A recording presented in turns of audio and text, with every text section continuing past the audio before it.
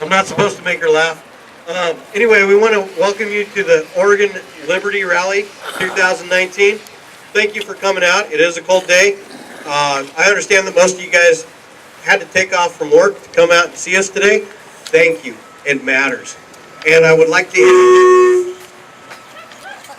introduce to you Holly Jo Beers. She came all the way out from Pendleton area? Whoa. Yes, Pendleton area. That's a bit of a drive. Right on? Yes! Yeah! And Holly Jo Beers has really been the driving force behind getting this rally organized and put together. So put a round of applause together for Holly Jo Beers.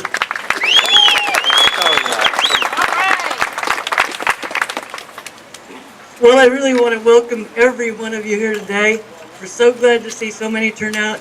We know many of you have sacrificed to get here, taken off from work, traveled long distances, and we really appreciate that. I know I'm happy to be here today because I'm lucky to be alive. I had a really bad accident last Saturday, and I'm having a little trouble walking, but you know, it's important to me to be here as it is important to you. And the call of duty calls me and I answer. And so I had to come down here today anyway, just so I could be with you. I want to see all my Patriot friends that I know and meet a lot of you that I don't know. And so one of our premises is we'd really like you to sign that petition that we have that we're going to give to the leaders today of the House and the Senate. And it's located over on the table if there's any spaces left. Only sign it one time, please. They're all the same. And I just want to say that I'm so happy you're here, and we're going to make a difference. We're going to do something, and we're going to follow through.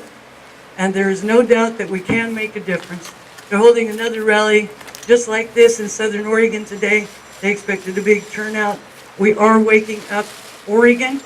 Oregon has some problems. Oregon needs to change, and that's exactly what we're going to try to do, and we appreciate all your help in doing it.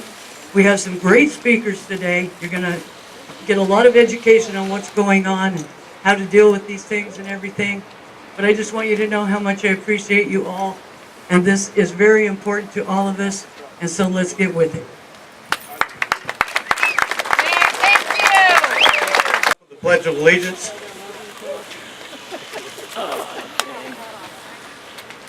I pledge allegiance to the flag of the United States of America and to the republic for which it stands, one nation, under God, indivisible, with liberty and justice for all.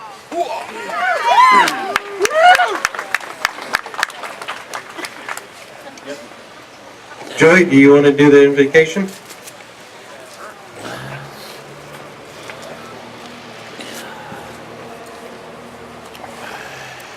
I'd like y'all to remove your hats, please. We're going to have a word of prayer. Dear Lord, who art in heaven, we humbly submit ourselves before you today in a desire to change the path before us.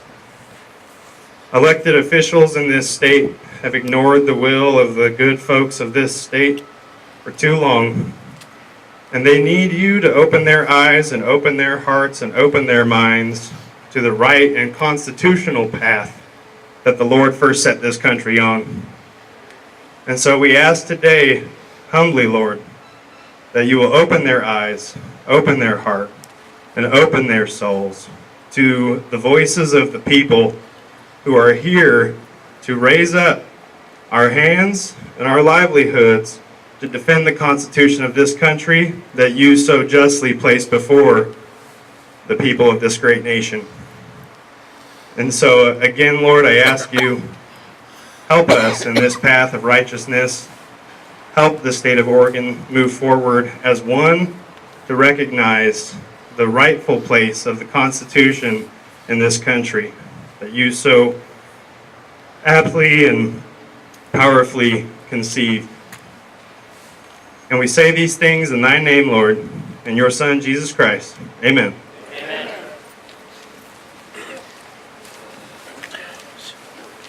And I'm going to introduce the man that needs no introductions, and that's Sam Hill. And he's been co-organizer and helped me a great deal with this rally. Without his expertise, it wouldn't have come off. So, Thank you, and I'm going to turn it over to Sam and go get warm for a minute.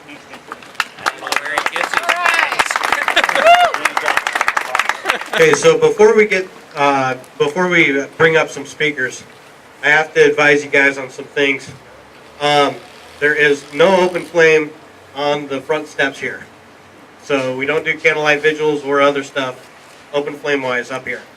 If you're going to go inside the building, I've been advised that if you are going to carry a firearm in the building, you need to have your CHL in that building. So if you are carrying a firearm in the building, you need to take your CHL with you, and that's what Oregon State Police has directly addressed me with. Hello.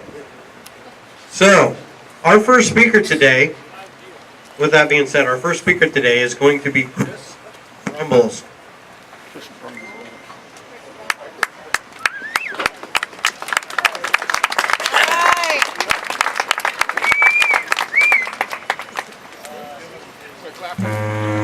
We both got one. Yeah, come over here. Well, welcome to Salem, where the lunatics are definitely running the asylum. I don't know what's up with this. Over here? Okay. Well, if you didn't think we were at war before, the 27 new tax bills and the over a dozen anti-rights bills should change your mind. Let's see. Let me see if I got some of these bills here with me.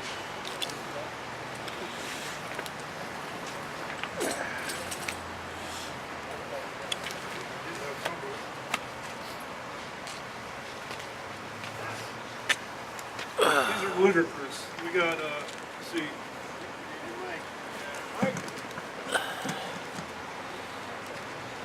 5-round limit on magazines. Permit to purchase ammo as well as a background check.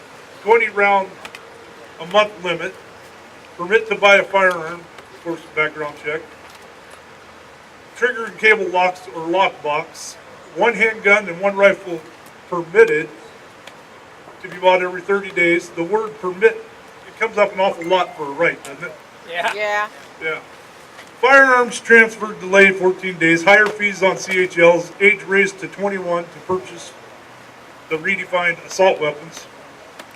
To make it so young veterans cannot purchase or own any of these so-called assault weapons. Usurpations go on and on and on. And I'm not going to list them all, but if you want to go to OregonFirearms.org, you can go to the alert section, and you can click on the alerts and find the last alert that Kevin put out, and all the bills are there. You can read them. Some of them are, I'll warn you, are 11, 17, some of them 17 pages, one of them 17 pages long. Wow. Anyway. Well, I'd like to know where they get the authority to take our rights. And I'd also like to have a definition of infringe from these guys. Your rights are inherent. They can't be separated from you. They're unalienable. They can't be taken or given away. Your legislature, your employees up here just declared war on you. And they're gonna about in a few weeks they're gonna come up here, they're gonna pass some of these laws, and they're gonna go home and sleep like a baby. Yep. While enslaving you and your family, your children, your grandchildren. Now I hear a lot of talk about recalls, which, you know, is a good idea. We had it before several years ago. But I want to tell you what we did in our county to turn it red. About 3 years ago, I introduced the Second Amendment Preservation Ordinance in our county. Now, my county is Columbia County, which is a little bit west and north of Portland. So you can imagine it didn't go over real good at first. I collected signatures pretty much by myself for a year, and then Oregon 3% found out about it in the Republican Party, and they started helping me. Then the first time I introduced it, I took it to the county commissioners, and they flat out denied me and gave me a resolution that was watered down, had no teeth, and would have done nothing to protect us. But I found out that Rob Taylor, who will be speaking here later, did an initiative down in Coos County, and I didn't know what that was, so I drove down there and had lunch with him for about 4 hours, and we talked about it. So a year later, I came back with the Second Amendment Preservation Ordinance, and we gave him an ultimatum: put this on the ballot yourself, protect the rights of the people, or we'll do it ourselves. Well, they didn't. You can imagine how that went over. They don't like to be told what to do. See, the thing is, I just read the Constitution again, and I saw nowhere where we appoint kings. People here think they're kings. They don't realize they're your employees. Now, I'll tell you what we did. Our county, and it was just a few people. There was just a few people doing this with hardly any money. We didn't ask money from anybody. So we put the SAPO on the ballot, which we were told couldn't be done. And by the way, Columbia County is a breeding ground for environmental groups and the left. ROP started out there, CCCHD. I call them the Columbia County Communist Headquarters Division. River Watchers, several other. There's a whole bunch of them out there. It's like they're breeding at uncontrollable rates. So we got it on the ballot. We were told we couldn't get it on the ballot. And then when it passed, the earth was opening up, fire was falling from the sky, and then they bred more. They have more groups to come and contend with us now. So they just keep expanding. So we got that on the ballot, but in the middle of right after we got it on the ballot, and by the way, the reason, thank goodness for IP 43. Because when that happened, it woke up a sleeping giant, and the whole community started helping me collect signatures. And Oregon 3% was helping me quite a bit right before that. I only needed 50 signatures, but they threw out 3 or 4, I think it was over 300 the first time, and over 200 the second time. So they just kept them coming and coming and coming. And the people really stood up and finally left that apathy in their house and got up off their fannies and started collecting signatures. So I guess it's true, liberty is popular and slavery is not. So we got that on the ballot, we passed it. Well, let me back up a little bit. In the middle, after it had been on the ballot, got it on the ballot, we had a sheriff's race. Our sheriff resigned. And a friend of mine, Larry Erickson, or I interviewed these guys, found out which ones would back our Constitution, be the people's sheriff, and back the SAPO. And we got behind him. The other side had 2-3 times the money, and they were doing dirty politics, in my opinion. So I had, and I'm going to tell you, read two books. Read How to Make Friends and Influence People, and then read Confrontational Politics, and then do everything that you read in Confrontational Politics, because that works.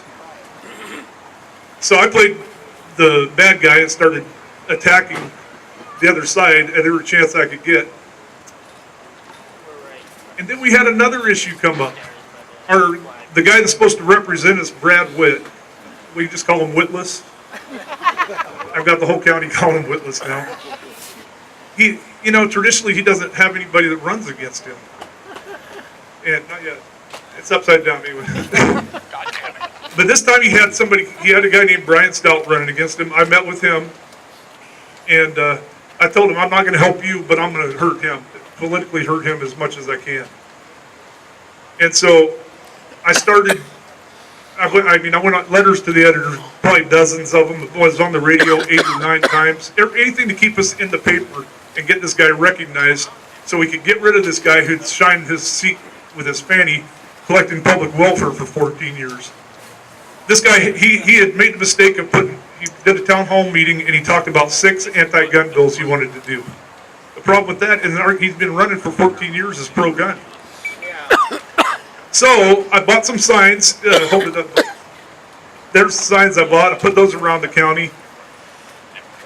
I talked about all 3 issues. We wanted to get 3 things done on the election. So the people in our county heard relentlessly for about the last 6 months before the election to get rid of Brad Witt, fire him, pass the SAPO, and to pick Sheriff Pixley. The election came, we passed the SAPO, We got the right sheriff, barely. He won by 1,400 votes, I think. Brad Witt won, but he won by 400 votes in our county and 15 in our district. That's important because our district touches Multnomah County and Washington County. We're going to get rid of him in 2020. It's my mission to get rid of him and some other people. But I'm just going to say, if you don't be afraid of these people. No. They're cowards. Attack them. You know, don't. I know it's being conservative, and you know most of you are probably Christians. It's not your nature to go on the attack, but you got to get mad. You got to go on attack, and you got to keep going after these guys because we almost got rid of this guy in Columbia County, and we turned our county red. Not only did we turn our county red, the guy running against Brad, who had no name recognition, we got 81% of the Republicans turned out, which was the highest in the state and the highest our county has ever seen. 81%. The problem is, the independents and stuff, 43% showed up. Well, it's funny because I would write letters to the editors about the sheriff who I thought was not good for our county. He was an ex-U.S. Marshal, couldn't even spell Constitution. And he butchered he just butchered the Constitution. Yeah. So, you know, with the help of a few people, we changed our county red. Now, we're right by Portland. They didn't like that. We got some more leftist groups now because of it. But they're really not going to be happy when Brad Witless, or hypocrite Brad, whatever you want to call him, goes bye-bye in 2020. But if anybody got any questions later on, just what we did, let me know. But just keep this in mind: just attack. Go after the radio. Write your letters to the editor because one or a few people can make a difference. All right. I promise you, and your vote does count. Oh, also we got the youth. I got a hold of about 60 youth and dared them to talk to about 10 people. Their votes count too. All right, y'all have a good one. All right, thank you. Next speaker is Ed Boak.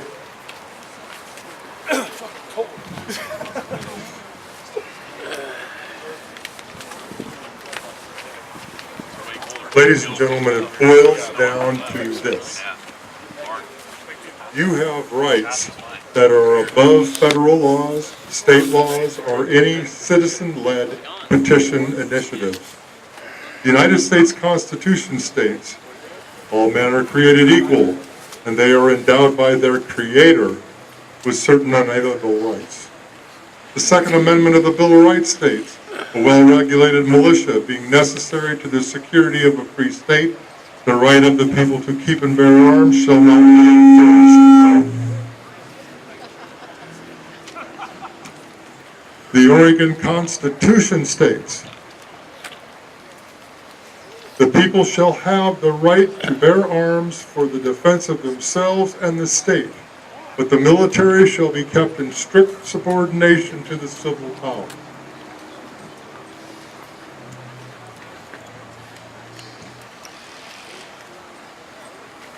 Democrats that would create laws condemning their political opponents as felons and criminals at the stroke of a pen is the definition of abuse of power, tyranny, and treason. These laws would strip away your right to vote, to defend ourselves with any firearm.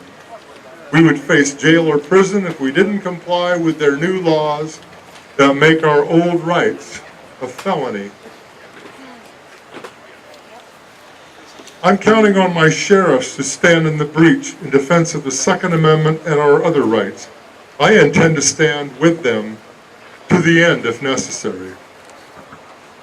Gun control legislation moving locally and nationally makes no pretense in protecting the innocent. Their goal is to disarm America. This goes beyond gun control, protecting our children, or anyone else. It's about control and a monopoly on lethal force. If this Democrat gambit succeeds, I believe it will provoke massive civil disobedience, likely insurrection, and the possibility of a second civil war in America. This illegal false flag operation is the definition of sedition, which is a federal crime. Impeachment would be considered a slap on the wrist.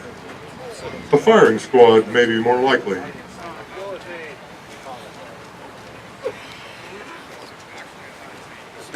Americans aren't passed on a party line vote. Americans are preparing for war. Democrats are trying to give illegal aliens the right to vote and make lawful gun owners felons and criminals with no rights, maybe not even a right to work. The Democrat agenda is abundantly clear to me. Locally, regionally, and nationally, create sanctuary cities for illegal alien crime, stuff the ballot box with illegal aliens on a massive scale, overwhelming the votes of legal citizens and leaving nothing for the constitutional rights of Americans. I'm doing my best to oppose this illegal regime in Salem and Washington, D.C. Please join me. Oh, we've got a list of speakers. Where do you get on the list? That would have been with talking to Holly Jo Beers. What's that? That would have been talking to Holly Jo Beers, one of our organizers. Where? I think she stepped inside to warm up.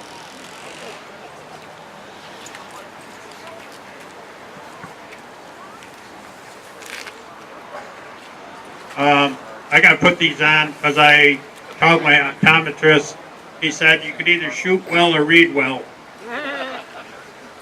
So he gave me the glasses. Good morning, ladies and gentlemen. My name is John Woods. I'm an Oregonian, a veteran, and a private citizen.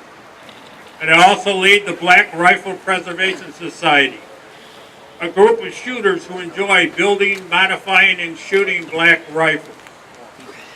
And today I speak on behalf of the thousands of Oregonian gun owners who could not be here today due to work and other commitments.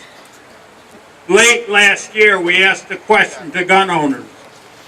If a law is passed banning ARs, high-capacity magazines, semi-automatics, or ghost guns, will you comply? Not one gun owner said they will comply.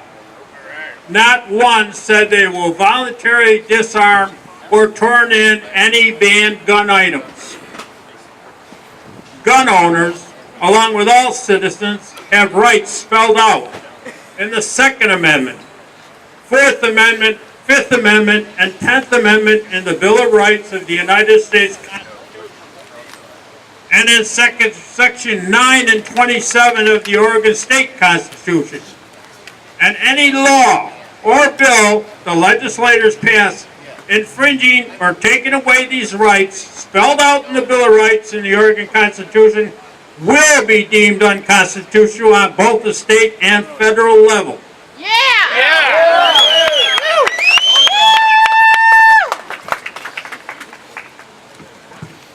Historically, these actions that the Oregon Legislature are contemplating are ineffective at best, and at worst, extremely dangerous. Stephen Halbrook, in his book, Gun Control in Nazi-occupied France, makes this point succinctly on page 203. It reads in part, there were 3 million hunting guns in France in 1939, according to Saint Hubert Club de France, a hunting association.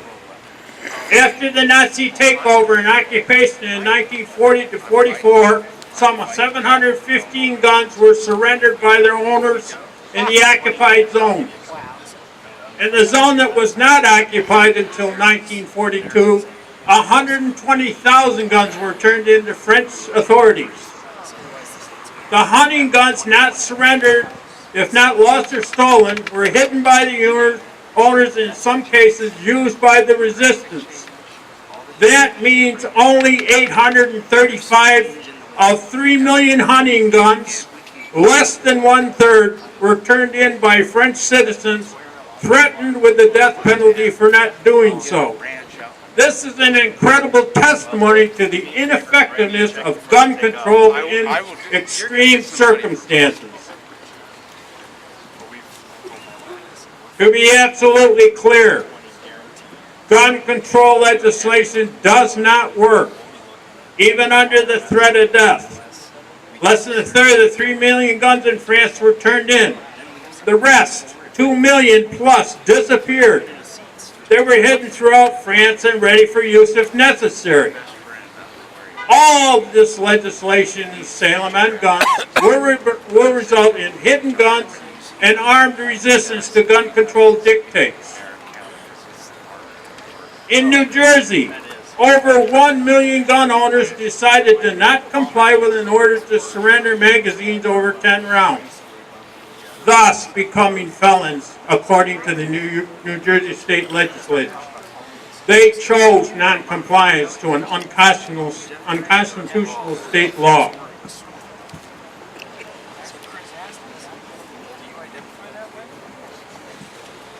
In this building today are people who are purposing and passing laws that would turn law-abiding citizens into felons. Their whole purpose is to deny the rights of gun owners protected by the Constitution of the United States. They call slavery abhorrent, but then work to enslave others. They call for freedom themselves, but yet propose legislation to take freedom from others who do not believe or think the way they do. Yeah, that's right. It is the duty of every patriot to stand against the erosion of liberty and freedom. This legislative tyranny at some point cannot and will not be denied, and will not be ignored. And they need to be put on notice. We have reached the point of non-compliance. I am a law-abiding citizen. And if the proposed legislation is passed, I will become a felon. All because some elected legislator decides I am a danger to others around me, due to the fact I own a legally purchased firearm. I haven't had a speeding ticket ever, or brushes with the law. And now, with a wave of their legislative wand, all of a sudden I am a danger, a felon, a psycho killer with intentions to slaughter everybody I come in contact with. To close, I want to read a small excerpt from an article written in June of 2018 by Ellen Teplinsky. In the article, Ms. Teplinsky provides direct correlation between genocide and disarming the population.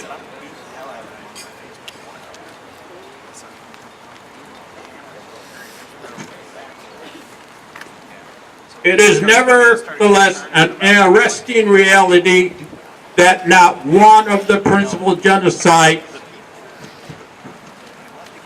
of the 20th century, and there have been dozens, has been inflicted on a population that was armed. Eileen F. Teplinsky, June the 1st, 2018, American thinker. History is quite clear about these facts. Some gun owners will comply, but most will not. The question for you at this point in time, will you comply and surrender? Will you disarm and be a willing victim? The choice is yours. I have made my choice, and it isn't complying with an unconstitutional law. Yeah! Good morning. How's everybody doing? Yeah! Can anybody tell me what this is? Oh, yeah! Well, I heard pocket constitution, but more importantly, this is the United States Constitution. And what does it start off with? We the people! I'm sorry, I know it's cold out here, but that was a little weak. Again, you're getting closer. Let's try one more time. I'm lacking enthusiasm out here. Yeah! Exactly. We the people. This document that was written over 200 years ago was not to constrain who? It was designed to constrain the government. Yeah! And what do we have here in the state of Oregon? We have a train wreck. We have government that is absolutely out of control. And why has that happened? It's our fault. We let it happen. We can get here in these rallies, we can talk about our rights, but what are we doing here? We are being reactive to what's already happened. We need to start moving to be proactive. We need to start getting involved in our local politics, because what we've realized, if we do not put representation into this house, the people's house behind us, what do? They take away our rights. They don't read the Constitution, and they infringe upon us. And now we're in a battle trying to preserve an inalienable right. Inalienable. I do not have to ask permission to exercise that right. We have to acknowledge what we're fighting in the state of Oregon. We're not fighting Republican. We're not fighting Democrat. We are fighting socialists and progressives. We have people in this house that believe socialism is the solution for all. They have not seen the lessons of Venezuela, where people 30 years ago, Venezuela had the best health count in South America. They had one of the largest economies in South America. And in 30 years, socialism has driven it to the brink of collapse, where people have no food and they're eating out of the trash. This is where they're taking it. Are we going to sit back and go along for the ride? Here's what you need to do. Get involved locally. Don't look at the Democratic solution. Don't look at the Republican solution. Look at the American solution. And the American solution is in this document, the United States Constitution. And when you have these individuals that are running, that want to represent your values, your interests, interview them. It's a job interview. Do they support the values of our Constitution? Do they stand to preserve and protect and to constrain government from infringing upon your inalienable rights? Those are hard questions to ask, but you've got to start doing it, or we find ourselves in a place today. We talk about the Second Amendment, and we look at the constant attack on us. Everybody been paying attention to what's going on in France lately? Let this be the day the Yellow Jackets started in Oregon, and we made our presence known. Let it be the day we find accountability in this building. Because what the Second Amendment does for our protection of our inalienable rights is what we witnessed in France in the last 3 days. We witnessed the government employ automatic weapons against protesters. Protesters that did not have the ability to defend themselves. I can guarantee you, if France allowed weapons, there is no way the government would ever have fired upon those protesters. We cannot allow that to happen here. But we also have to be smart about the way we do it. Be respectful. Understand there's a difference. Understand you're hitting an emotional trigger. Understand when you open carry and rub it in their face, you are hurting our goal. You are hurting the direction we're headed. Look across our counties. Get involved in our counties and our local politics. Install what we've seen across the state. We had 12 Second Amendment preservation ordinances that were successfully done. The next step is to put ordinances into our counties like we did down in Josephine County. And that ordinance prohibits the use of a taxpayer resource for any type of weapon confiscation. It's in place, and so what that means, from the typewriter to the phone call to the paper it's written on, they cannot use a taxpayer resource in the bounds of Josephine County to enact a weapon confiscation. And that's any government entity, state, county, sheriff, city police, or federal. It's a violation of the county ordinance. Now that you have your protection ordinances in place, take the next step and prohibit them from using your taxpayer resources. Do what the Constitution does. Constrain the government. These people are out of control, but they're smart. They use the written word. They use legislation. They use items that brings us all together to protest and say we want our rights back. We have to be proactive before we get to the point where we are today. And that means you've got to get involved. Make the emails, make the phone calls. That has an effect. Wear the yellow jacket. Get it out there and get it known. There are strength in numbers. Be smart about the way we do it. Talk to your elected representation and tell them you're against it. Call your congressman. We are a sanctuary state. We have watched the destruction that's taken place in California. The lives changed and lost. And I, for one, am disappointed that our representation voted to end the shutdown, to not support our president in trying to secure our nation, in trying to secure the borders and the wall. The first duty and the only duty of government is the protection of the citizens. And I don't see that happening when we talk about we can bring anybody in the state, we'll give them what they want, but let's have an open door policy. I noticed Governor Brown has a wall around her house. Why is that? We need one to secure our nation, to secure our borders, secure a way of life in the state of Oregon. Get involved. It's a cold day, warm up, meet people, network, get involved. God bless America. Mike Nierman has come out. We're going to give him the mic for a minute or two. Oh, good. Thanks. Thanks. It's good to see everybody. Hey, welcome to your capital. This is your building. If you pay taxes, this is your building. Welcome.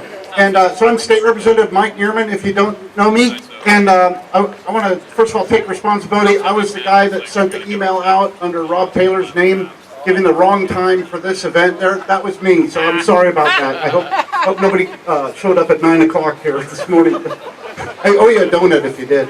Hey, I got these cold, dead hands from going through the bills and the 1,471 bills that we have and the, whatever, are we up to 15 gun bills or something like that?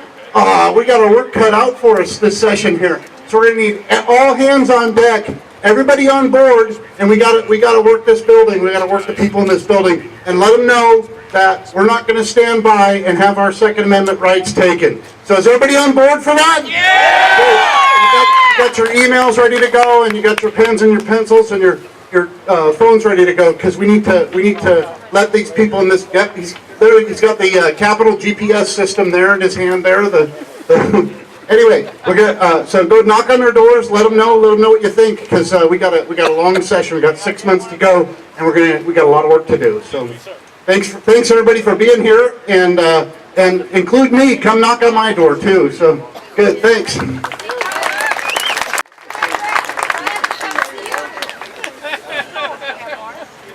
Okay, so this is one of our representatives, and absolutely we do want to get inside this building today. We do have a couple more speakers before we do that.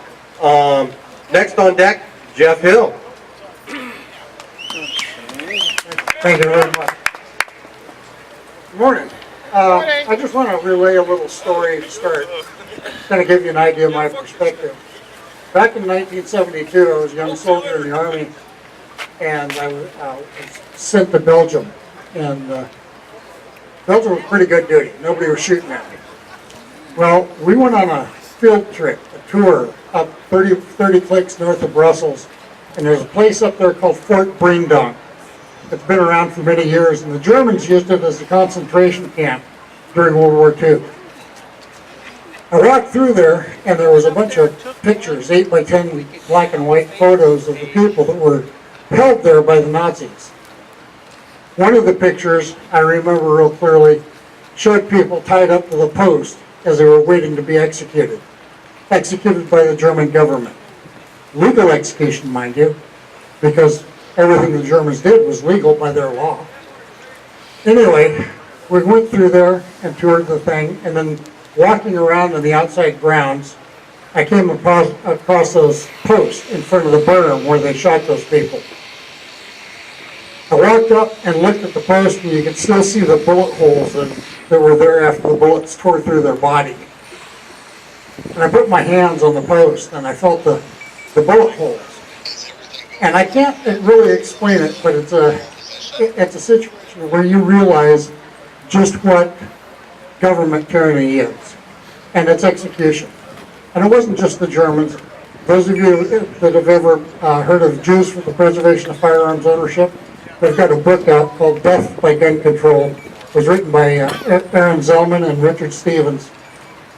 And it lists all the genocides from the Turks killing the Armenians to the Tutsis and I can't remember how to say that one.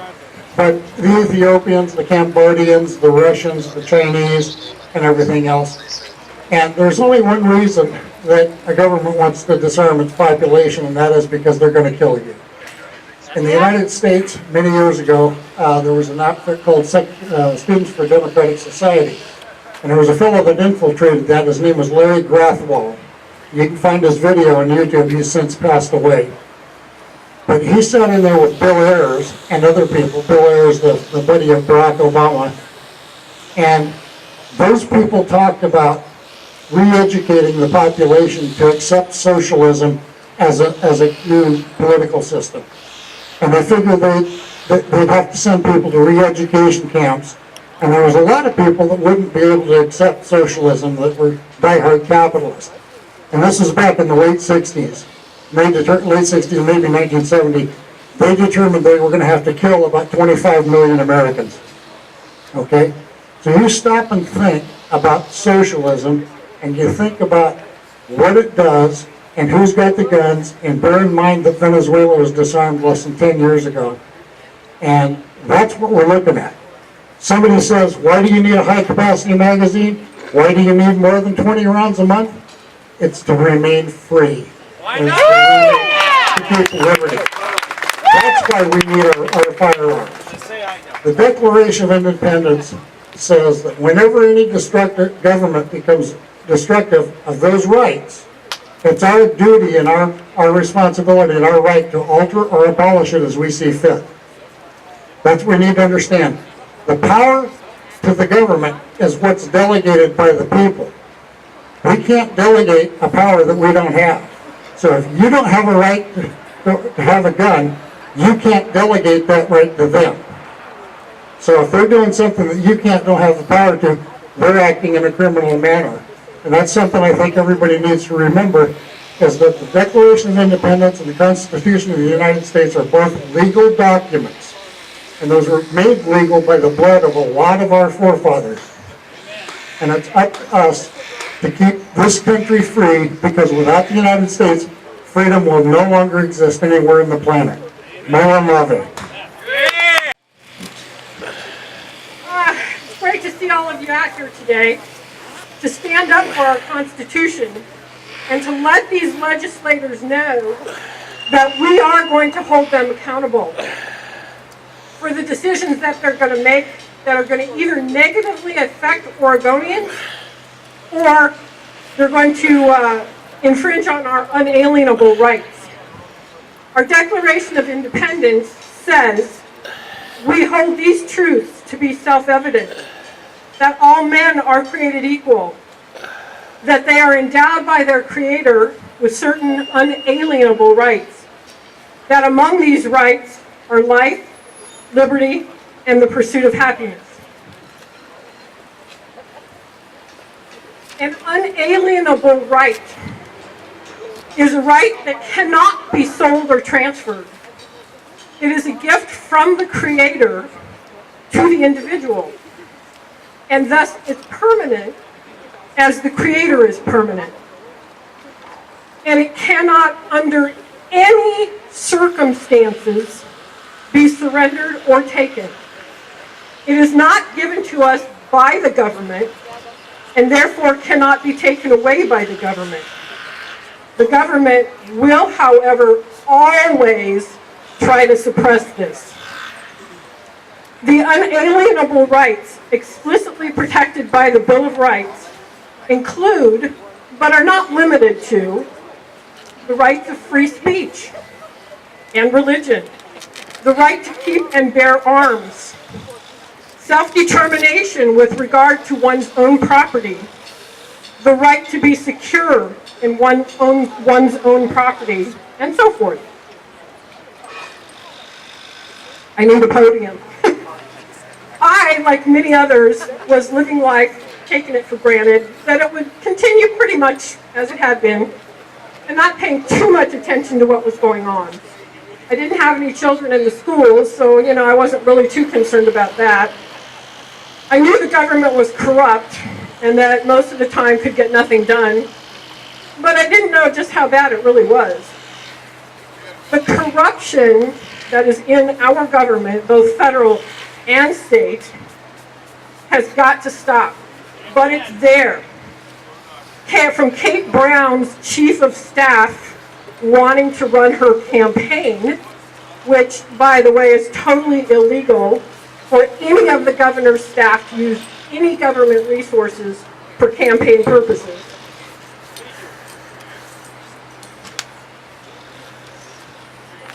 To the misuse of public funds, to her being a completely incompetent manager of anything, much less a state.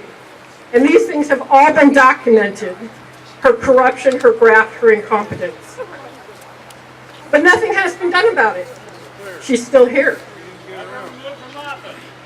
Why is she still here? She's here because we have not done anything about it. Yeah, you're right. We have not pushed the issue.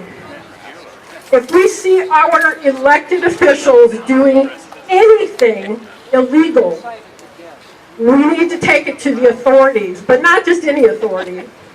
Probably be better to go to the FBI or the Oregon Department of Justice. We need to make sure that there is a thorough and non-biased, that's important, non-biased investigation. It should not matter if the person committing the crime is an elected official or one of us, an average citizen. Illegal is illegal. There is unfortunately currently here in this House a Democrat supermajority in both houses of the Oregon State Legislature. And so they believe that they have a free rein to pass any bill that they want. Emphasis on the word believe. Well, I'm here to tell you, and you're here to tell them, that that is not going to necessarily happen. They're going to be in for a surprise. We are going to be watching every bill very, very closely. And I'm going to tell you one idea how we can let our voices be heard. What's the best way to let them know that we are watching and we're going to be holding them accountable? Well, it has to be done at the local level. It has to be done in your counties, in your cities.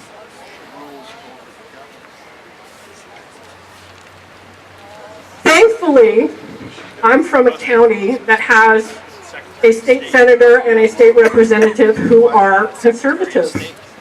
I give a shout out here to David Brock Smith, my state legislator, and Dallas Hurd, who is a new senator, so I don't know him well. But I know David very well, and I know they're both pro-Second Amendment, and so I am very, very thankful for that. I won't be having to watch mine as closely as you may have to watch yours. But here's an example. Let's say, for instance, that one of them decided to vote in favor of, well, for instance, this SB 501.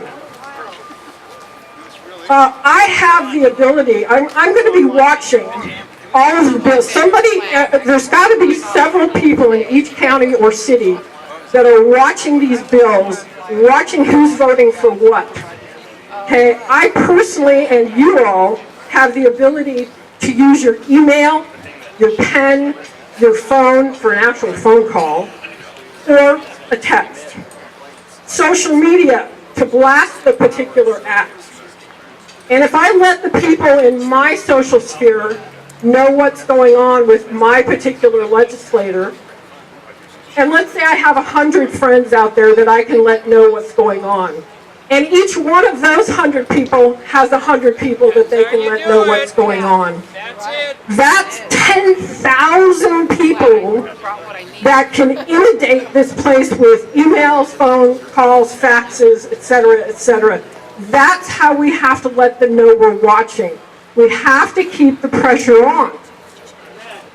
But, you know, I got to admit, I've been just as bad as anybody. You know, I work. I have pretty much a full-time job. And, you know, it gets to the point where, oh, yeah, I'll get that email out to him tonight, just after I finish this, or, you know, I'll shoot him a text or whatever, and then it never gets done. So I'm guilty too, but I'm here to tell you we have to start acting.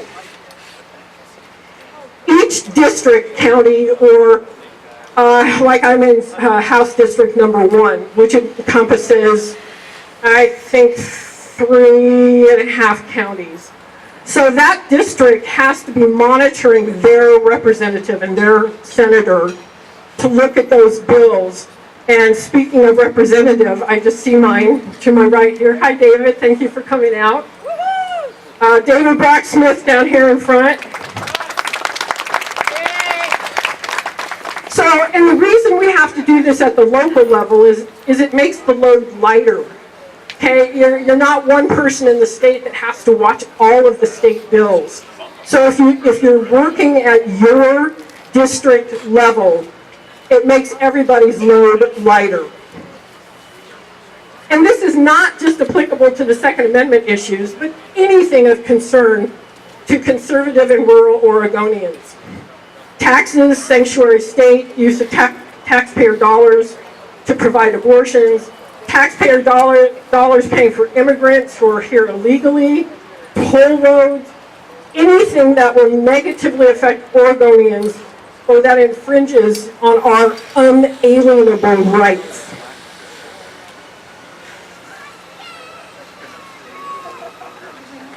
It has to be all of us and all of your friends and all of your family working together. You know, 1 or 2 people making a phone call or sending an email isn't going to make much of an impression, but hundreds or thousands would. We also have the tools of recall, initiative petition, and referendum. Yeah, you know, but these at most times are difficult to accomplish in the environment that we have since the Democrats do pretty much control everything. One of the most important things to a politician, regardless of what most of them say, is to get re-elected. Okay, I mean, think about especially the Congress and the House here. They're running every 2 years. So, you know, they get in, they do a little bit of work for 6 months, and then they're campaigning again. Why? Because they want to be re-elected. So we have the power to see that he or she is not re-elected if that's what's warranted. We have the power to get out there. Like, was it Chris Brumbles or somebody who was saying they got out there and did as much negative publicity on wit as possible? That's what you need to do. You need to get out there. You need to make your positions known and why. Last page, almost done. So, I am making a start by being here today, and so are all of you. We must make time in our lives to do these things, or Oregon is going to be lost. Are you willing to put in the time to take Oregon back? Are you willing? Come on, let's hear it out there. All right. I'm willing, and so are my friends and neighbors. I stand here to encourage each and every one of you to get involved. The state of Oregon belongs to us. And who is us? We the people. Thank you all for being here today. I appreciate it.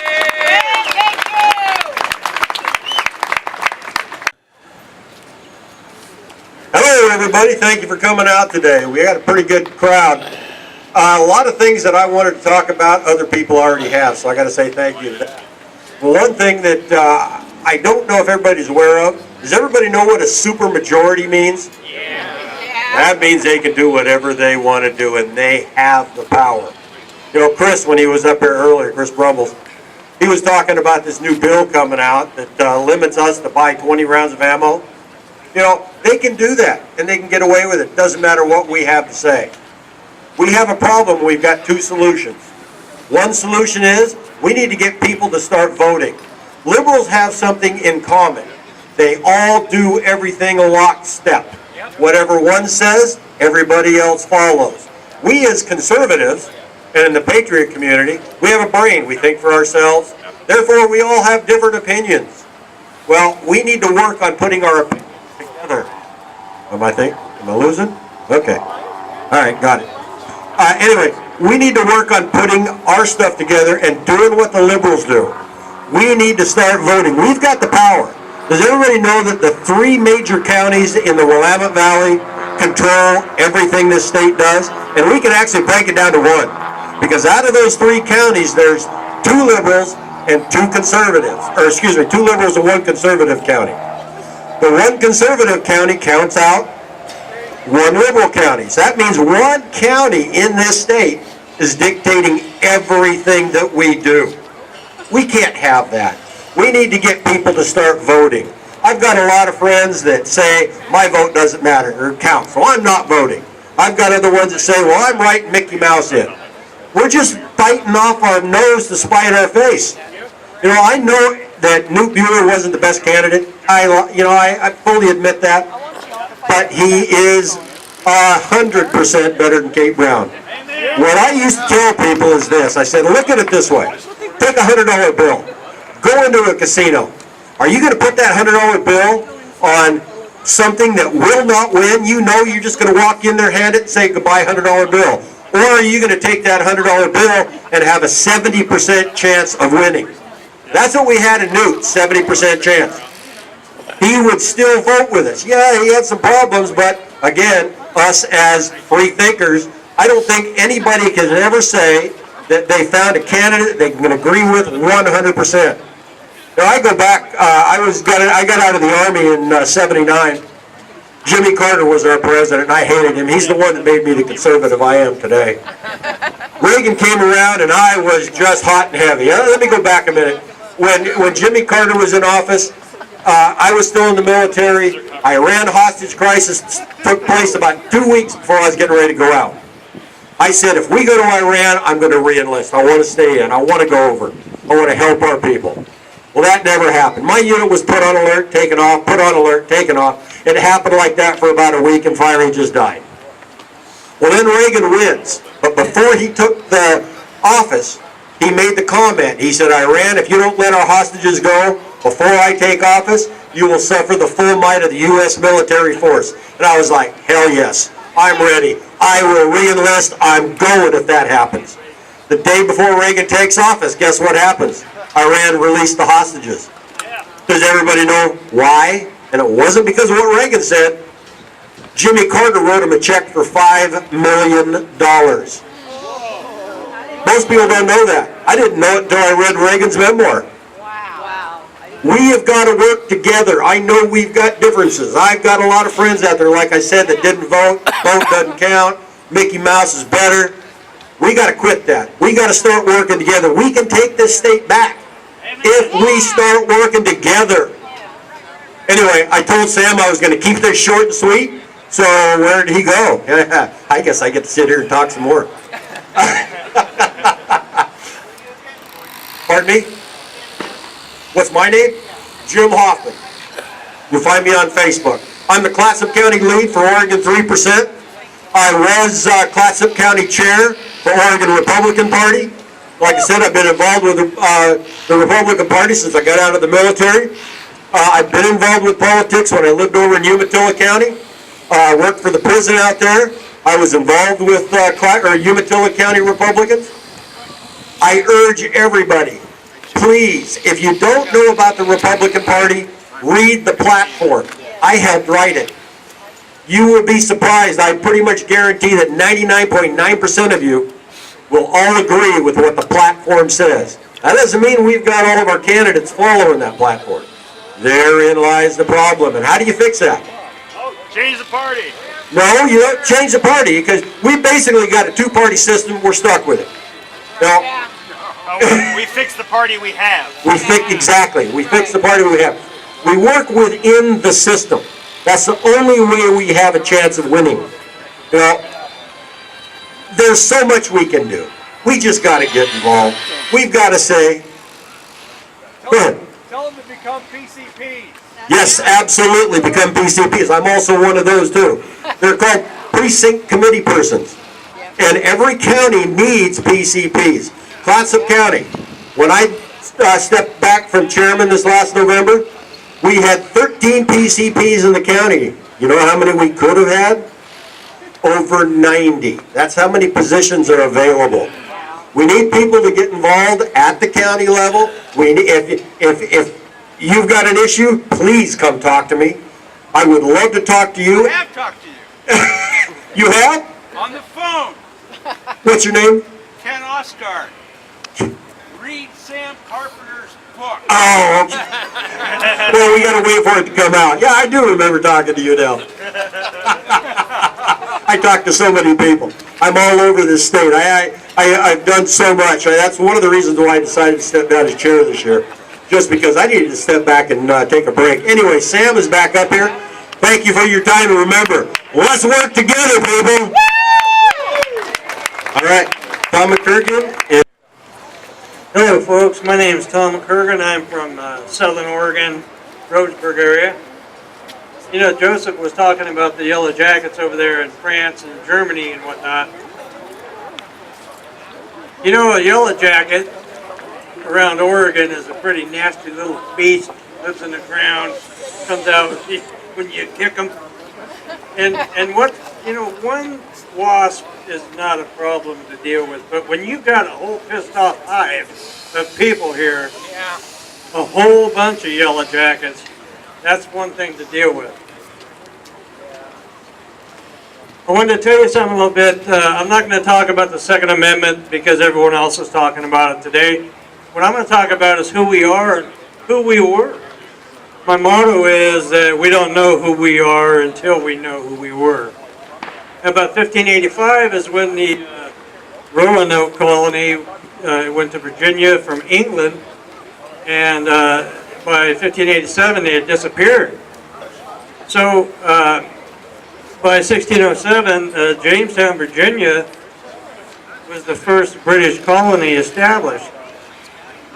And so we built up from there on under a British colony, and we finally turned our country into what it is today. And when I go back to we don't know who we are until we know who we were, I love American history. I love our country.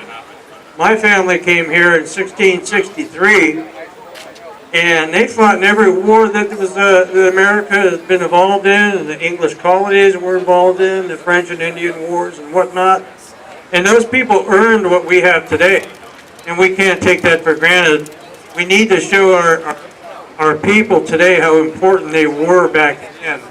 Because if we don't know who we were, how do we know who we are? If we don't know what our rights are, how do we know what to protect? It's up to us to train the younger people of our generations. The Constitution, second to the Bible, is the greatest human rights document that's ever been written in the entire world. It'll ever be seen. If you look at it, it treats everybody equally. Yeah, we're not perfect, but we are America. And you can't say that America isn't great. It's always been great. We're making it greater. We're going to make Oregon great again. MOGA. Right?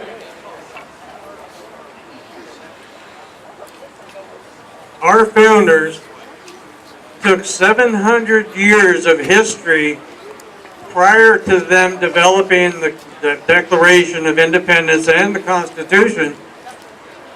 And they went from the history of Old English common law from the 1100 year of Charter of Liberties through the Magna Carta of 1215 and culminated in what we have today, the U.S. Constitution. Article 6, Clause 2 of the Constitution is known as the Supremacy Clause. Can you all hear me back there okay? All right. Every law consistent with the Constitution will have been made in pursuance of the powers granted by it. Every usurpation or law repugnant to it cannot have been made in pursuance of its powers. The latter will be null and void. And Thomas Jefferson said that. And that's how we need to look at it too. Do you know that failing to honor your oath or taking an oath with no intention of honoring it is a Class C felony under Title 18 United States Code, Section 1621 through 1623. Look it up. Punishable by 5 years and $10,000. And if people that represent us are doing that, then we have a right to do that to them. That's what the laws are made for. Why don't we use them? Right? Okay. Now, keeping the Supremacy Clause in mind, I'm going to tell you something. It's our duty to avoid any unconstitutional law. I'm not going to comply with any of it. I'm not going to comply with House Bill 501 that was drawn up by kids from a Lake Oswego high school. These are children trying to run adults' lives. They can't even own firearms. What are they doing with it? Okay?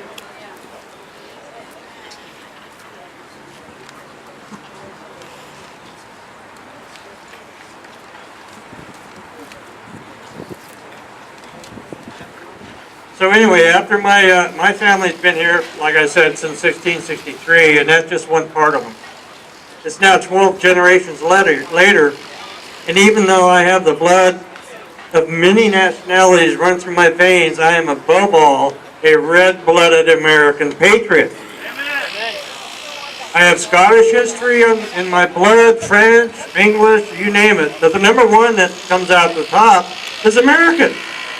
I wouldn't want to be anything else. No way. So anyway, we can honor the memories of our ancestors by knowing our history and who they were. Only then can we know who we are. I know who I am. Do you know who you are? What are you? Americans, right? Is that what you just said? Okay. Well, now, how will you help America and Oregon become great again? Will you collect signatures to help us pass the Second Amendment preservation ordinances? For your county, if you hear that there's going to be one out there, will you help whoever the chief petitioner is to get those signatures? That's what you need to do. Will you write and call your representatives? Oh, yeah. Will you sign our petition to the state legislature for redress of grievances? Okay, you can find it over here under this tent. And anywhere else they got a clipboard, sign it. Be proud of it. And lastly, you'll protect your rights, but will you protect your children and your grandchildren's rights?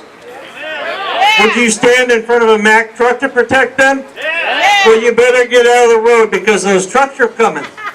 And we better stand on the side and flatten those tires because I don't want my grandchildren living under tyranny. And I know you don't. So we need to get off our butts and quit being so apathetic because President Trump is in there. President Trump is working to make the federal government great again. That's right. But we need to make Oregon government great again because Mr. Trump's not going to do it for us. So it's up to us to do it, folks. Liberty does not belong to us. It's not for us to covet.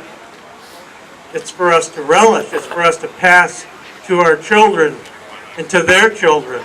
We owe it to them to pay it forward. We need to do that for them. They can't speak for themselves. We're the wards of their liberty. And if it isn't for us, they won't have it. Thank you for listening to what I had to say. God bless all of you. And it's just so wonderful to see so many shining faces here wanting to protect our rights. God bless you all. Thank you. Next is Rob Taylor. I've got to say, this is the best damn AA meeting I've ever been to. But you better sober up, folks, because I got a sobering fact for you. We're starting to lose the tide here. And it's getting to the point it's going to be very serious in this next legislative session.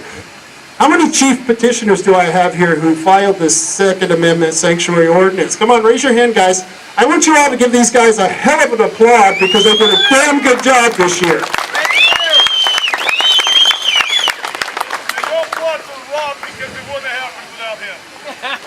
Thank you very much, Chris. And I'll tell you what, it wouldn't have happened without you guys either. And I'll tell you what, if we don't hang together, we will hang separately. It was something they said many, many years ago when this country was created. And I can tell you now that it's only going to get worse before it gets better. The only thing that we had redeeming of this last election was the Second Amendment Preservation Ordinance. We got 10 of them on the ballot. 8 of them were passed, 80%. Not any of the measures that the Republican Party supported got through. Even the good sanctuary ordinance that repeal, that even got lost. Even in my own county, in Coos County. You know, that's still a place where flannel is formal wear. But it's not going to end, folks, because they're not just after our guns. What they're really after is something very simple. Everything. There are 4 base industries to every economy. You got agriculture, you got fishing, you got forest, and you got mining. Right now, the government is trying to take over those 4 base industries. And every other industry is derived from those 4 base industries. In fact, when we go to the moon and we go to the Mars, it's going to be because of one of the 4 reasons. And what they want to do is they want to control every single natural industry that we have. And you've already seen it here in Oregon. I live in Coos Bay. We used to have a bunch of timber industry out there, but we don't anymore. We used to have mills, and we had young men working. Now you got a high percentage of those young men who are addicted to drugs and are on alcohol. They don't have a job. They can't support their families. Many of those families are breaking up, and it's happening right before our eyes, and I can tell you that it's all intentional because of those 4 base industries. And I know this because in my county, the U.S. Fish and Wildlife Service owns a great deal of that county, and they're trying to take more of it. I just was in Washington State. Well, we just did here the Second Amendment Preservation Ordinance. I'm now traveling through Washington because they've got an onerous bill called 1639. How many of you heard of this bad turd? Yeah, it's a really stinky one. And I'll tell you what, the people on the east side of Washington State are very much like the people on the east side of Oregon. They're riled up, they know what's happening, they're very much in tune, and they're ready to fight. And we've got a fight on our hands. And I can tell you right now, unfortunately, and I don't like saying this, it may become to an actual confrontation before this ends.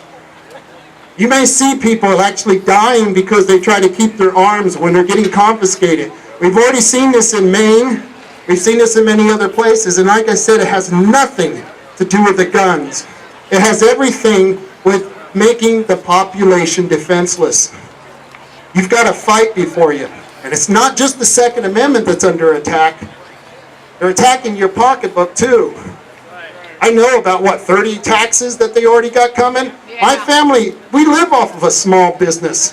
Most of the people I know, they own farms or ranches or dairies. They are small business owners too, and they're losing. Why? Those 4 base industries. Agriculture, fishing, forestry, and mining. I want you to remember those, because we're losing every one of those every day, and it's because they're taking away our ability to defend ourselves. And once we are completely defenseless, they're going to take the rest of it. I wish there were more people out here today. This whole place should have been full. I don't know why so many people are thinking that they can sit back because we now have a good president, Donald Trump. How many of you people supported Donald Trump? 2020, folks, 2020. Hindsight is 2020. I don't want to have to be looking back and going, what the hell happened in 2020? So we need the people to get energized. We need the people to get invigorated because Donald Trump is one man. And I'll tell you what, he didn't come here once during the election because they knew if they brought Donald Trump out here to support that candidate that we had for the Republican Party, then it only would have hurt him even worse in the election. But we cannot stop our support for a man who's supporting us and trying to keep what we have ours. And I want to get the government out of my bedroom. I want to get the government out of my kitchen. I want to get the government out of my house and out of my life. The only thing they should be doing is protecting our rights. I thank you for allowing me to come here. I appreciate it. I hope you all get involved. And if you want to find out more about the Second Amendment Sanctuary Ordinance, it's a new ordinance that we're going to be taking to every county, all 36 of them. In fact, I'm looking for a brave soul who will join me as a chief petitioner in Multnomah County. I've got a good friend. His name is Joey Gibson. He's from the Patriot Prayer Group. How many of you heard of the Patriot Prayer Group? Joey is going to be joining with me. And if we can find that lucky volunteer who wants to be a chief petitioner, we're going to give them hell. And with your help, I can hope you can give us a little help in giving them hell too. Thank you. And by the way, if you want more information, sanctuaryordinance.com. And I called it that on a purpose. I want them to be confused what I'm talking about. Sanctuaryordinance.com. Ronnie Daniels.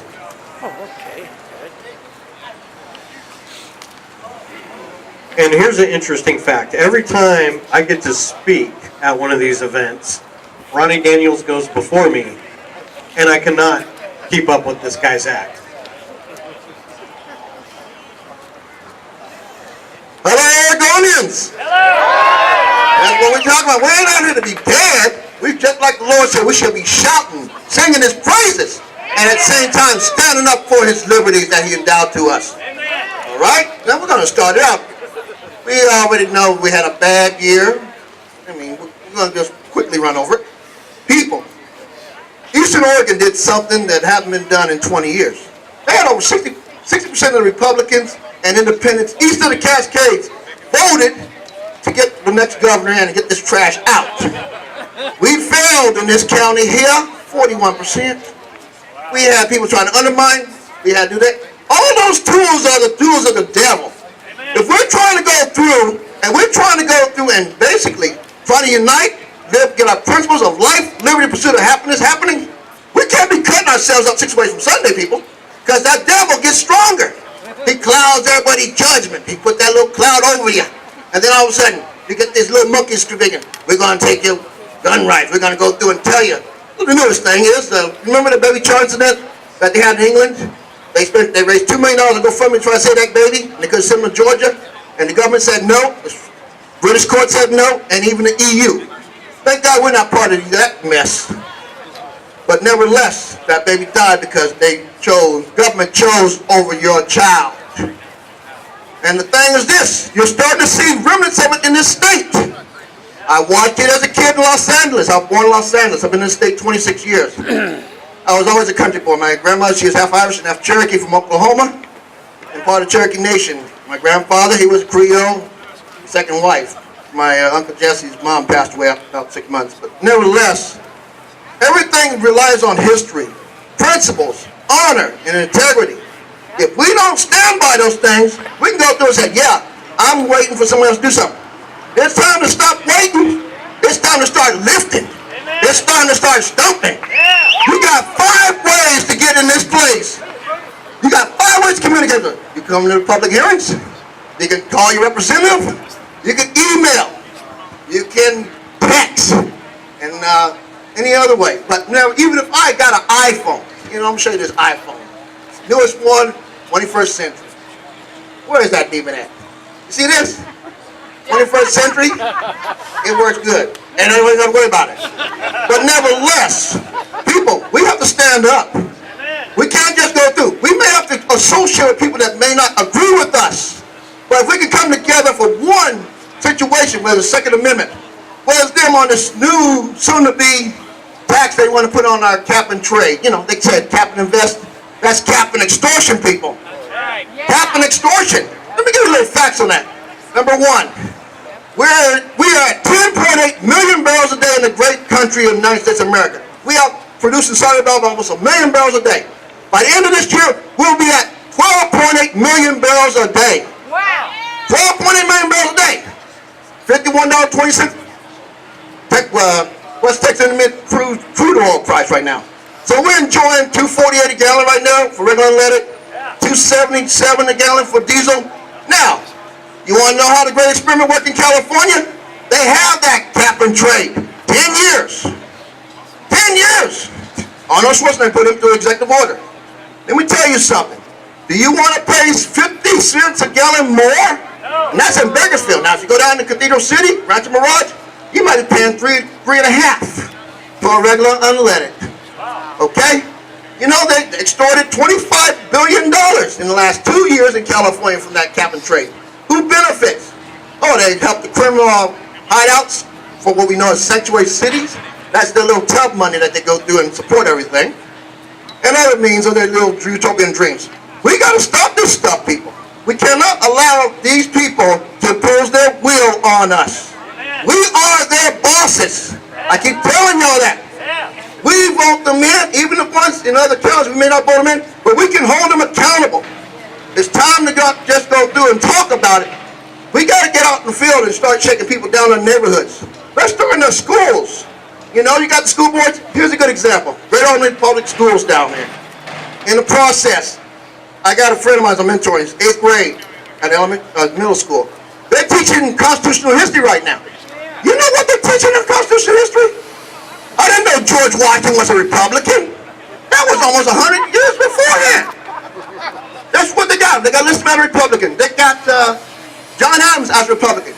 There was only two parties that was at that time period. It was the Federalists and the Whigs.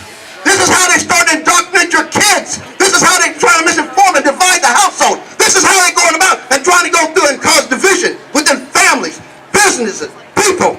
If you don't stand up, what good is it? You want to be like France? No. You want to be like Germany? No. You want to be like good old Venezuela, Hugo Chavez, El Sufra? No. Come on. No. Get a witness. But here's the situation. We have to stand up. We got to gun it out. I sacrifice. I make $15 now as a flag. I work for a good company. But you know what good is that money? I got $1,200 back federal. But these monkeys want to take my money. They want my money. I don't want them to take my money. I'm tired of giving them my money. Me too. Are you tired of them taking your money? Yeah. It's time to wake up. Yeah. It's time to get the ghost in your eyes. You got to get reality. If you don't, I'm talking to these young ones. It's nice to see these young folks out here. Just give them folks a hand. Come on, I'm giving young folks a hand. You are our future, young folks. Pay attention, because history is being made as you speak. But at the same time, we have to make sure that we write, email, counteract every argument that they made in the newspaper, or you call it kitty litter box cleaner. Okay? But you have to stand up, people. Anytime there's school board meetings, we need you people to go through and check these books that they send to your kids. Do you want them to go through like they do in Albany? 53 white guys written the Constitution. Of them, 26 of them was very privileged. What in the hell is that? You know what? I'll tell you what. I'm going to come out and say it. I'll be like, I ain't going to hold nothing back. I ain't going to hold nothing back. But here's what they're trying to do. They know, I'm going to say it, a majority in the state is Caucasian, European American, whatever the hell else they want to go. And I ask you, all children of God. Okay? But they're trying to soften your kids in guilt. They want to go through and demean them. Boys can't be boys. Girls can't be girls. You can't even take a thing, little brown crack and play cowboys and Indians. Okay? We got to stop this crap. It's time. You pay property tax. I know everybody's got property somewhere. Do you know your property tax has gone up roughly $300 in the last 2 years, every year? Or more than that? Okay? Now you ask me, how does that help the economy? It doesn't. because that means it adds an extra, that's $600 in the last 2 years, that means it adds $50 a month to your payment on top of the taxes you already pay already. And a lot of people are getting stretched by that. Yes, we may have a great economy, someone economy, this state could be better, but it's time to hold these people accountable for your tax dollars. Go to the school board meetings, go to the board supervisor meeting, go to the city councils. It's time to wake up. If you like to give more money away, hey, I got pockets right here. I just got this card in for Christmas. Just load it up, $50 bills minimum. Come on. There you go. Just do it right here. I'll be happy to take your money and spend it and go on a nice fancy trip. Have a nice prime rib to go with it, and maybe some deer to go with it. I ain't going to Puerto Rico. Shoot. They got enough ice down there. I want to go to Montana. So there we go. But make a long story short, people, we have to get you involved. You people got to start talking to people. I talk to every year, whether I'm getting gas, whether I'm in line in the grocery store. This hat does have a tendency to trigger people's hearts or minds. I love it because the Lord says, if you're going to be walking when I walk, don't worry about what man thinks. You do what I do. You walk in His way. Amen. This way the Constitution was set up by our founding fathers. It was set up by divine providence. Amen. Not no Sharia or other stuff like that. We can. Ben Franklin said we can respect their religions as long as they don't infringe on our liberties. That's straight up. Amen. He was the one that argued for the provisions in our Constitution for religion. So that way we don't have a theocracy like Iran. Yeah. But getting back to the main point, my last point is this, people. We need you to write. We need you to call. We need you to show up. You might lose a few $100s a day. I know you can't afford it. But what good is it if your freedoms is gone for life? Amen. What good is it if you're underneath their thumb and they're walking on you and trying to trample you?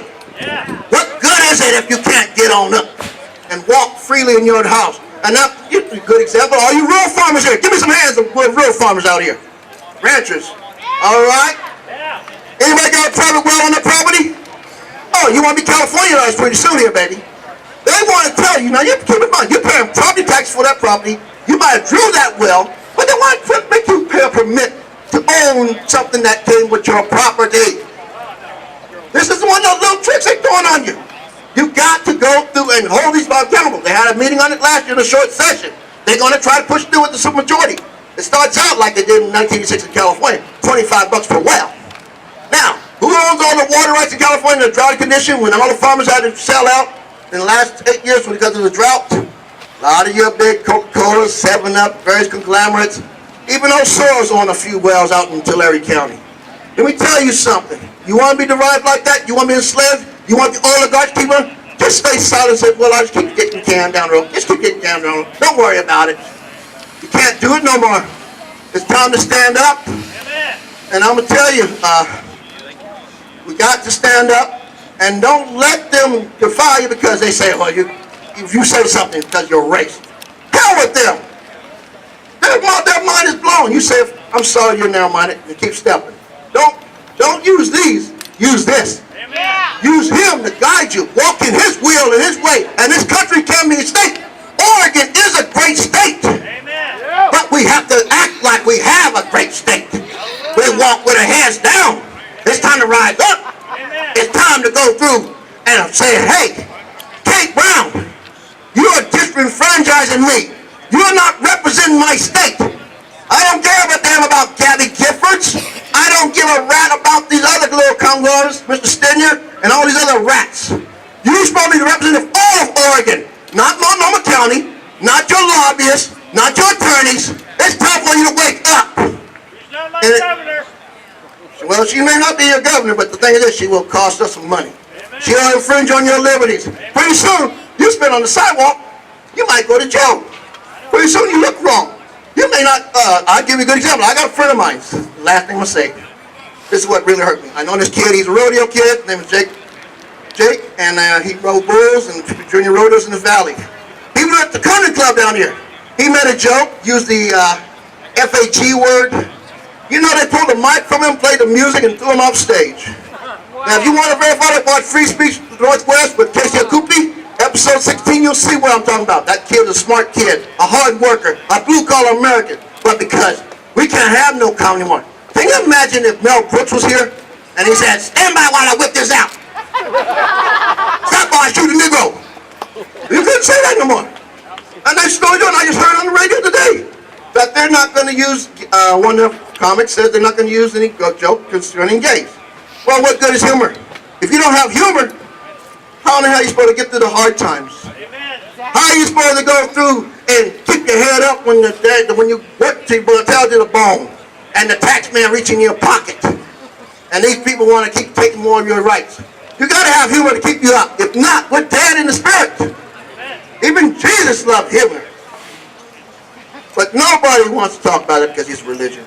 Heck with them. This is America. I speak what I need to speak. I claim what I claim. I be what I be because my endowed credit gave it to me and endowed this country through our founding fathers to make it a true republic, not a democracy. Now, if you want to go through, I hear everybody out here. I know about 60% of you for sure. Let's get some people. Let's start talking. Let's start getting committees. Let's start getting with these coalitions. If you're a farmer, get with some of these farm boards. Get them to put a lever and say, I don't want them taking my water rights. If you're in schools and you got kids, teenagers, high schoolers, and they're teaching this stuff about political correctness and all that stuff, go to the school board and take your 2 minutes. They'll give you 2 minutes or 3 minutes and use it. Be a leader, not a follower. Don't be sheep. I need more Donald Trumps. I need more Muhammad Ali's. I need more dirty Harry Clint Eastwoods. I don't need no Romneys. I don't need no snowflakes. I don't need no SpongeBob SquarePants. We are Americans. We're Oregonians. And our rights is endowed by our Creator. And I thank you very much. And may God bless you all. And step up. Don't be scared. We have a couple more speakers that I'm going to make a quick point, and then we can dive into this Capitol. I'm sure you guys will appreciate that because it is a big cold out here. Joey, real quick.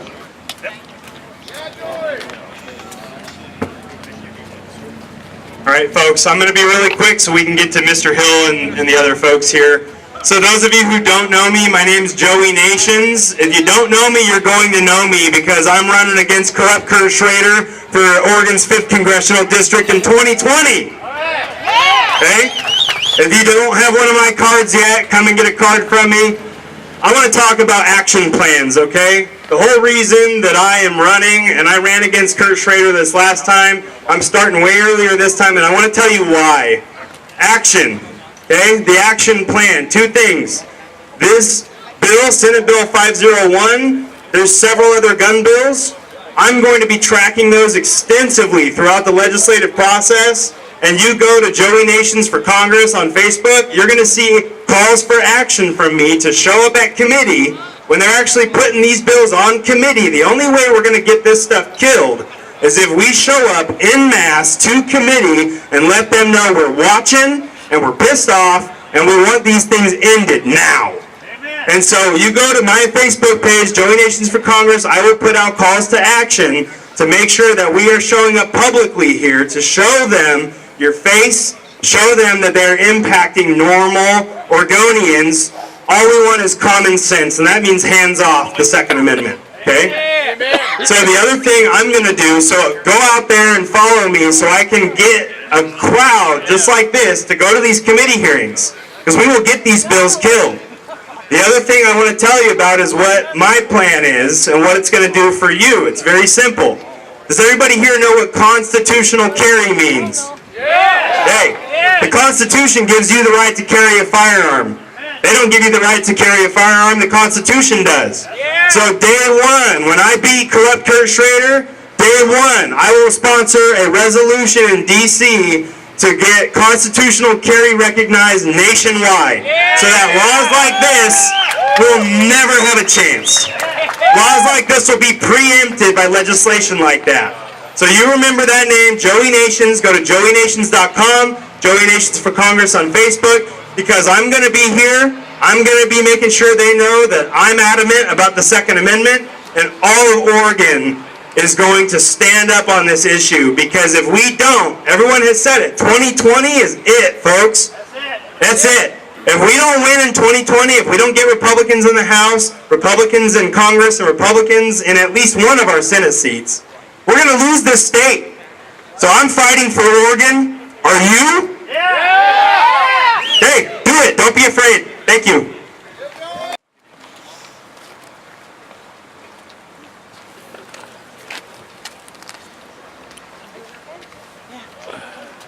I just want to let you guys know, 30 years ago, I didn't just decide to pick up a gun.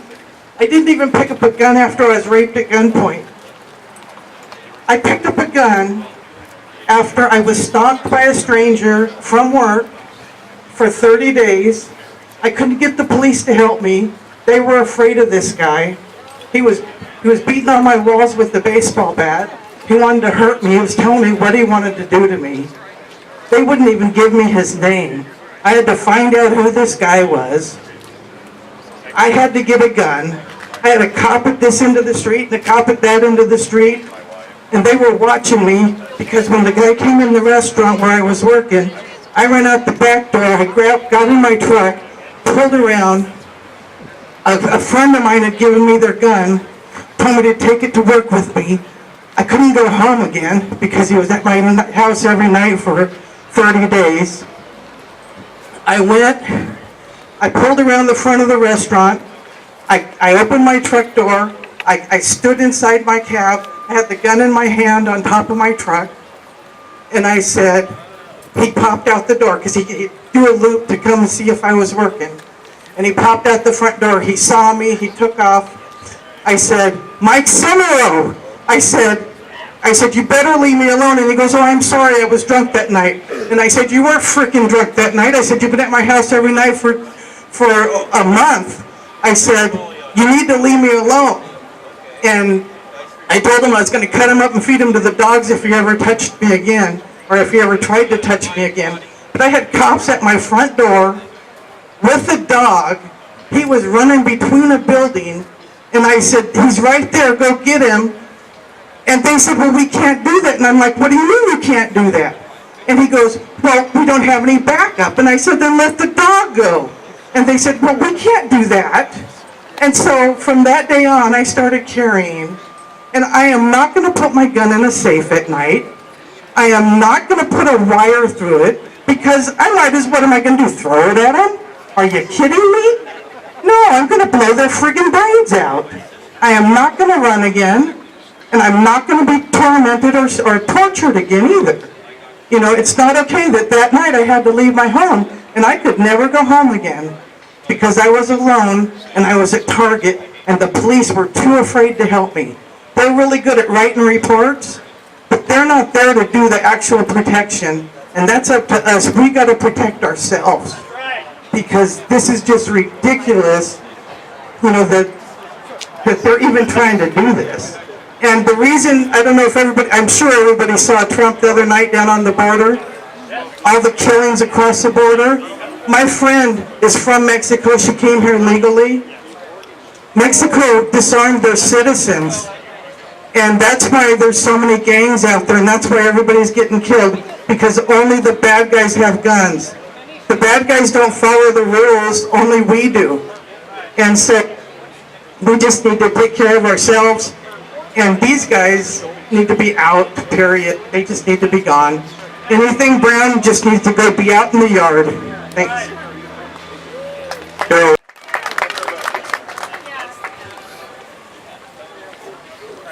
Little bit of change of pace here. How many of you know the story of Lavoy Finicum? You know our governor in here had a hand in that, right? Oh, yeah. Good time. On the 26th, it's going to be the 3rd anniversary of Lavoy being murdered. It's okay, Carol. Come on, Carol. You got this. You got it. We are going to have a memorial for Lavoy here in Salem. I've got flyers right here. Jeanette was going to be here and share her story of Lavoy. But the coolest part is we're going to hear from Lavoy. We have parts 1, 2, and 3 of the documentary Lavoy, Dead Man Talking. And if you haven't seen any of those parks yet, you are in for a treat. We saw part 1 in August, and it just left me wanting to see the rest of them. So I have the flyers here. It's going to be the 26th and 27th, we're right here in Salem at the VFW down on Hood Street. So come and get a flyer if you're interested. Thanks so much. At the time where it's time to go inside. But before we go inside, I want to give special mention to OFF, Oregon Firearms Federation. These guys, I know a lot of you guys out here are very pro 2A. So if you want somebody fighting for you, donate to OFF, Oregon Firearms Federation. These guys fight for your rights. And every time that they have a new gun bill in here, Kevin Starrett or one of his guys is in there fighting for your rights. So absolutely donate to him. And then another thing is, as we go into this building, I want you to take a look at what they have written on the walls and ask yourself, is the culture inside this building reflecting what they have written on these walls and what they have written on the walls inside? You'll see that there's a discrepancy between those two. It's time for us, we the people, to make that change.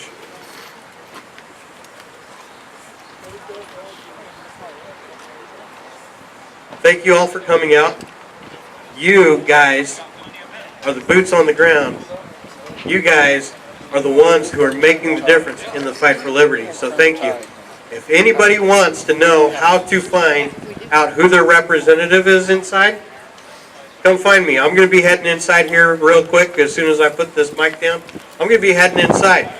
If you don't know who your representative is, let's go inside and find out who your representative is. And then, I was also told Ceasefire Oregon was inside this building. They're inside telling our legislators what to do with our rights. It's time for you to go inside and say, no, you will not do that with my rights. That's your job. That's your responsibility, is to stand up for your rights. It should be your representative standing up for your rights too. But they don't know that until you go in and you go talk to them and you tell them, you will stand up for my rights. And it's as easy as that. And your representatives are right in here. That's all I have to say. Thank you for coming out today. Awesome showing today. I know we can do better. I know that next time it will be better because you guys are going to be pushing for more people here this next time. Thank you.